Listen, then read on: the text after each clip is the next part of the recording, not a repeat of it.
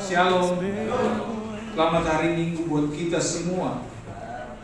Kita akan membuka Hakim-Hakim 16 ayat yang ke-20. Berbunyi demikian. Lalu berserulah perempuan itu, orang Filistin menyerang engkau, Simson. Maka terbangunlah ia dari tidurnya serta berkata, aku akan bebas seperti yang dahulu. Tetapi tidak diketahuinya bahwa Tuhan telah meninggalkan dia.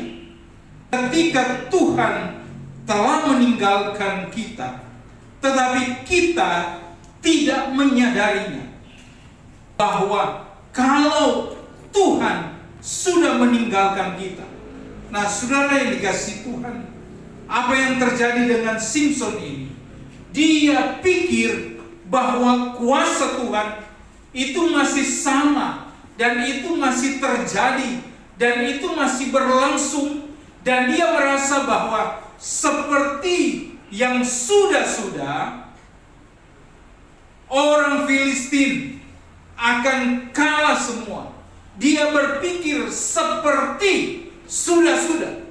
Ayat ini adalah salah satu kalimat paling menyedihkan dalam Alkitab, karena Simson merasa dia masih disertai Tuhan, tapi ternyata Tuhan telah meninggalkan dia.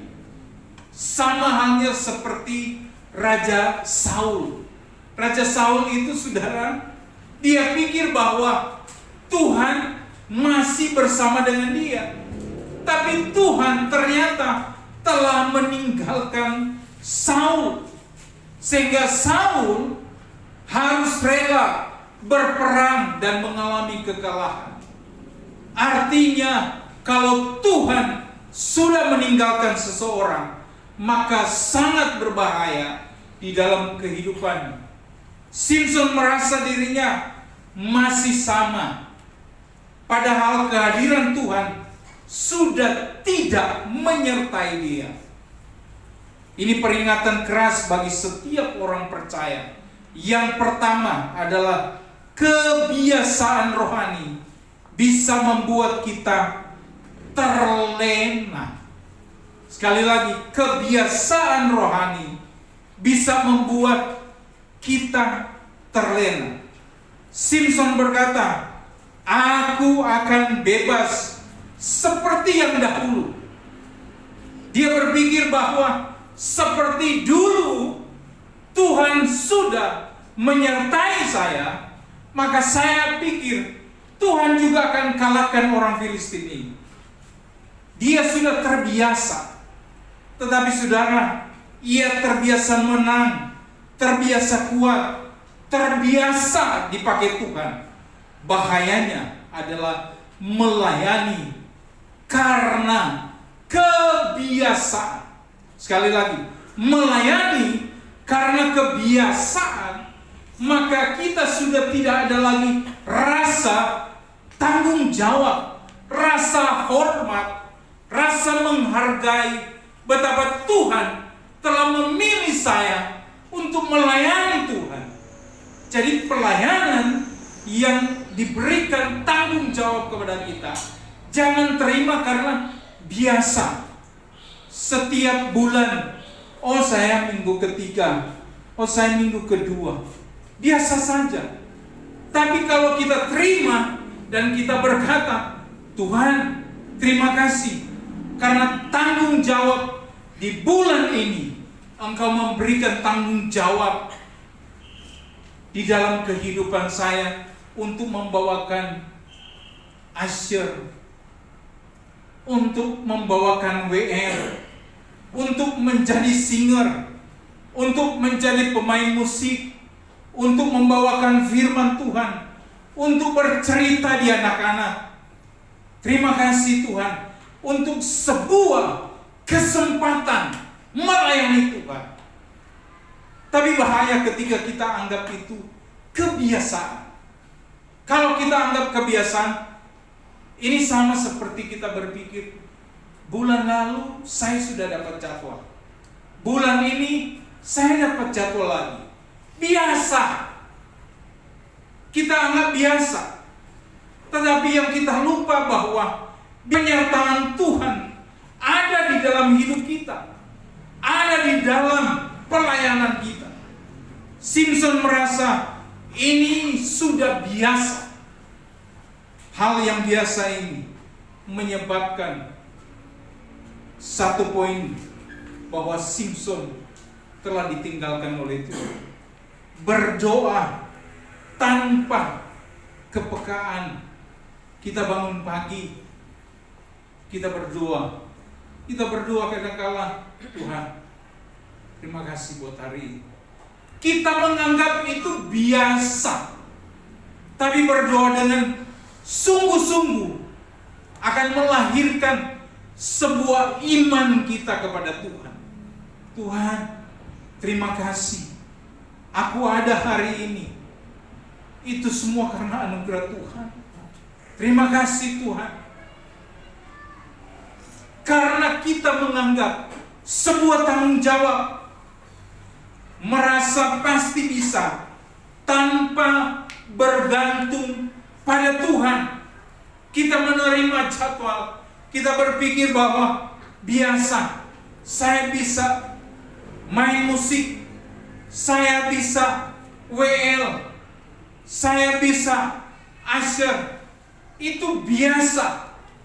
Nggak usah saya bergantung sama Tuhan. Padahal itu sangat penting sekali. Pengalaman rohani masa lalu tidak menjamin kuasa Tuhan hari ini. Sekali lagi, pengalaman rohani masa lalu yang kita alami tidak menjamin kuasa Tuhan hari ini. Dulu mungkin kita langsung berdoa dan Tuhan menjawab doa kita itu secara instan. Just, Tuhan, aku punya masalah ini, dan Tuhan jawab. Tapi pada masa sekarang, kenapa lama? Kenapa belum dijawab? Sekarang harus melewati lembah dan air mata. Sekarang saya harus bergumul pada Tuhan. Beda dengan dulu. Iya, dulu ketika kita berdoa, Tuhan langsung jawab. Tapi sekarang Tuhan berkata, saya tidak langsung jawab, tapi kamu harus melewati lembah kekelaman. Kamu harus melewati air matamu. Baru Tuhan jawab. Jadi jangan menganggap sebuah kebiasaan pada waktu kita menerima tanggung jawab. Yang kedua, dosa yang dibiarkan menghilangkan kepekaan. Simpson ini sudah mulai dia jatuh dalam dosa. Dia mulai merasa bahwa dia masih hebat, dia masih kuat. Tapi Simpson tidak langsung jatuh. Ia jatuh pelan-pelan lewat kompromi yang dia lakukan, yang dia sendiri yang mengatakan kepada perempuan ini tentang kelemahannya. Saudara yang dikasihi Tuhan, dosa yang tidak dibereskan akan mengeraskan hati. Dosa itu akan menjadi sebuah keras ketika kita tidak mau mengakui itu di hadapan Tuhan, sehingga hati kita jadi keras. Kita tidak mau terbuka, menumpulkan suara Tuhan. Tuhan sudah bicara, tapi kita merasa bahwa Tuhan tidak lagi melihat dosaku. Padahal Tuhan ingin supaya kita balik, kita sadar kita kembali ke jalan Tuhan. Tapi Simson merasa dia hebat, dia kuat. Ini yang harus kita hati-hati. Jangan merasa diri paling hebat. Saya ini kuat. Tapi mari selalu kita berkata, jikalau tanpa Tuhan, saya nggak bisa apa. Jikalau tanpa penyertaan Tuhan, saya nggak bisa apa. Dosa membuat kita merasa aman, padahal sudah jatuh. Yang paling berbahaya bukan jatuhnya, tetapi tidak sadar bahwa kita sudah jatuh. Yang membuat monyet di atas pohon jatuh ternyata bukan karena angin yang kencang. Yang membuat monyet itu jatuh bukan karena angin ribut, angin yang kencang. Tidak. Ternyata yang membuat monyet itu jatuh dengan angin yang sepoi-sepoi, sehingga membuat dia merasa pada waktu kena angin yang sepoi-sepoi, dia merasa bahwa enak sekali, sehingga membuat monyet itu sudah tidak kuat memegang cabang pohon itu. Dia merasa bahwa ini angin kecil, sehingga sudah jangan berpegang pada cabang pohon itu. Tapi pada waktu angin sepoi-sepoi datang, itulah yang membuat dia jatuh ke tanah. Saudara, kita bisa jatuh bukan karena persoalan yang besar, tapi karena sebuah hal yang membuat kita terlena dengan sepoi-sepoi. Ini biasa saja, kita anggap biasa, tapi justru itulah yang membuat kita jatuh. Kita harus hati-hati. Yang ketiga, kehadiran Tuhan adalah sumber kekuatan sejati. Masalah utama Simson bukan rambutnya dipotong, tapi Tuhan sudah meninggalkannya. Sekalipun Simson kuat, dia bisa mematahkan tangan orang-orang Filistin. Tapi kalau Tuhan sudah tinggalkan, maka sia-sialah kekuatan daripada Simson. Saya mau katakan, jikalau tanpa Tuhan kamu mau berusaha apapun, kita mau lakukan apapun, studi kita belajar mati-matian, tapi kalau Tuhan berkata, aku telah meninggalkan engkau, sia-sia itu semua yang engkau dapatkan. Karena apa? Karena Tuhan telah meninggalkannya. Tanpa Tuhan, kekuatan jadi nol. Kita nggak bisa apa-apa. Tuhan, saya nggak bisa apa-apa. Tanpa Tuhan, keberanian jadi ilusi. Artinya apa ilusi, Pak? Saya hanya bicara Tuhan hebat. Itu dalam ilusi. Tapi pada waktu kenyataan datang, kita tidak kuat. Pelayanan jadi kosong. Kita berkhotbah, tapi pelayanan kita jadi kosong.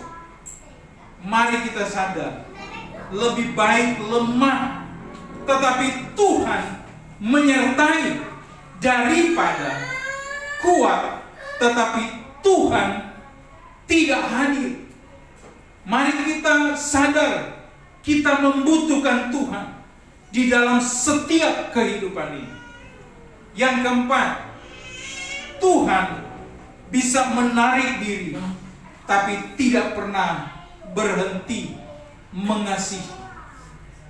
Walaupun Tuhan sudah lari daripada Simson, Walaupun Tuhan sudah meninggalkan Simson, tapi akhir cerita dari Simson, paling terakhir dia berkata, Tuhan, kasih saya kekuatan yang terakhir supaya saya bisa membalas hukuman kepada orang-orang Filistin ini. Ayat 20 bukan akhir cerita Simson. Tuhan masih memberi kesempatan pertobatan. Tuhan masih kasih kesempatan kepada Simson untuk dia berbalik, bertobat. Dia kembali pada Tuhan. Sekalipun sudah mengakhiri, sudah mau capai garis akhir, tapi sempat dia berkata, Tuhan, ampunilah saya ini Tuhan. Kasih saya kekuatan yang terakhir. Maka saya teringat seperti pada waktu Yesus disalib. Dan orang yang di samping Yesus yang sedang disalib, dia berkata, engkau tidak berdosa. Aku ini yang berdosa. Ingatlah aku kalau engkau ke Firdaus. Maka Tuhan Yesus berkata, hari ini engkau sudah bersama-sama dengan aku di dalam Firdaus. Artinya apa? Di saat-saat terakhir, waktu dia mengucapkan kalimat penyesalan, pertobatan, dia mengucapkan kalimat percaya pada Tuhan, maka dia diselamatkan oleh Tuhan. Sama seperti Simson, di akhir cerita sebelum dia mati, sebelum cerita hakim-hakim ini selesai, dia minta, Tuhan, kasih saya kekuatan yang terakhir agar aku bisa membunuh orang-orang ini yang telah menghina nama Tuhan. Menunjukkan disiplin Tuhan itu sangat mendidik buat saya dan saudara. Kejatuhan bukan akhir. Pertobatan membuka pemulihan. Waktu kita mau bertobat kembali pada Tuhan, kita percaya pada Tuhan, tangan Tuhan tidak tertutup, tapi tangan Tuhan sampai hari ini terbuka buat saya dan saudara. Selama kita mau kembali kepada Tuhan, dan Tuhan selalu siap menerima kita apa adanya. Dia mau terima kita apa adanya supaya kita menerima Dia sebagai Tuhan dan Juru Selamat kita. Biar kita menjadi pribadi yang sungguh melihat, Tuhan, Engkau sudah mengasihi saya. Tuhan, biarlah saya kembali kepadamu, dan saya percaya akan kuasa nama Tuhan yang membebaskan, yang memberikan pengampunan dosa. Hakim-Hakim 16 ayat 20 mengajak kita untuk bertanya dengan jujur, apakah Tuhan masih menyertai saya atau sudah tidak? Mari kita bertanya dalam diri kita, masih ada Tuhan enggak? Tuhan masih beserta dengan saya atau Tuhan sudah tinggalkan saya? Yang kedua, apakah aku hidup dari hubungan atau hanya rutinitas rohani?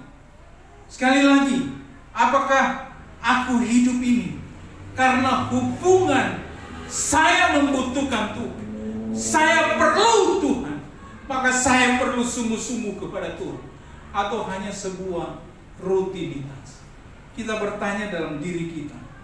Jangan tunggu sampai kehilangan kuasa baru sadar bahwa kita kehilangan Tuhan. Hari ini mari kita periksa hati kita dan kembali kepadanya dengan sungguh-sungguh.